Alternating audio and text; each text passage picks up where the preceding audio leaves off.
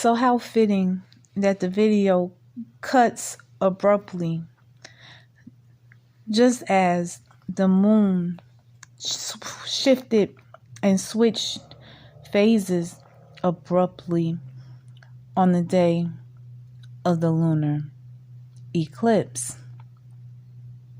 Oh, I'm jumping right in, and I'm diving very deep. You already know we're diving very deep. You already know we're jumping right in.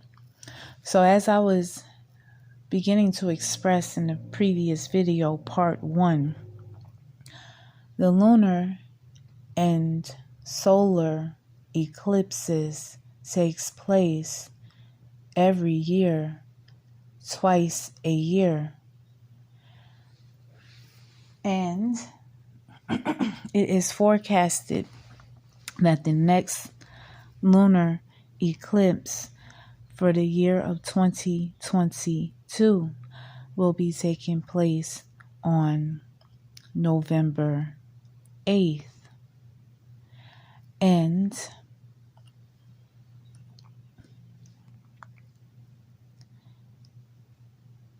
if you are available and able to go outside on the day of the lunar eclipse, and you are fortunate to be in a location. I wonder if because you know when a solar eclipse takes place, or if you don't know, when a solar eclipse takes place, not everyone from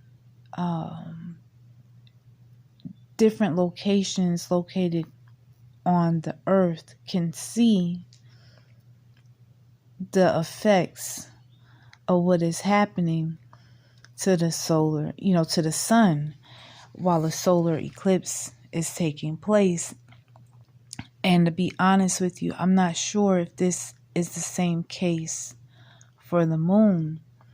I know that where I'm located in the southeastern United States, I was able to see the lunar eclipse that took place just a couple of days ago on May 16th. I wonder if everyone from everywhere on God's and Goddess's green earth was able to see what I saw.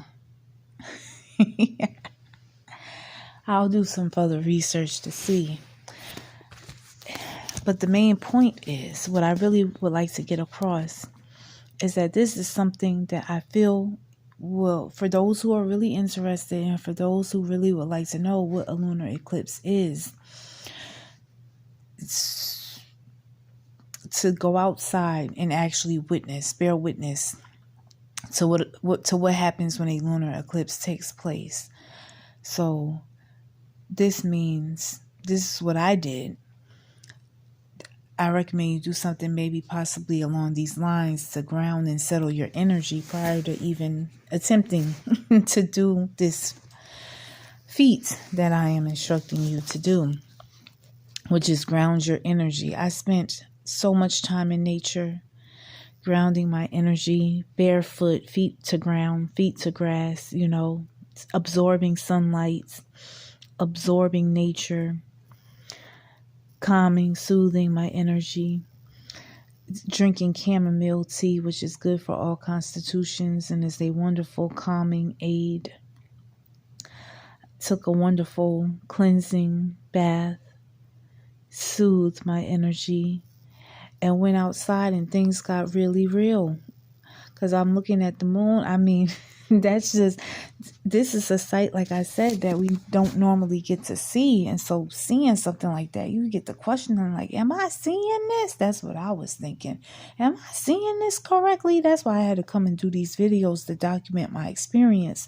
So that way when November 8th comes around and I get to see hopefully for the second time where I'm located at in the southeastern United States, I can compare and contrast the experiences and know, like, okay, yes, we did bear witness to the moon being the color red and then going through the phases of a 28-day lunar cycle, all within a matter of a couple of hours.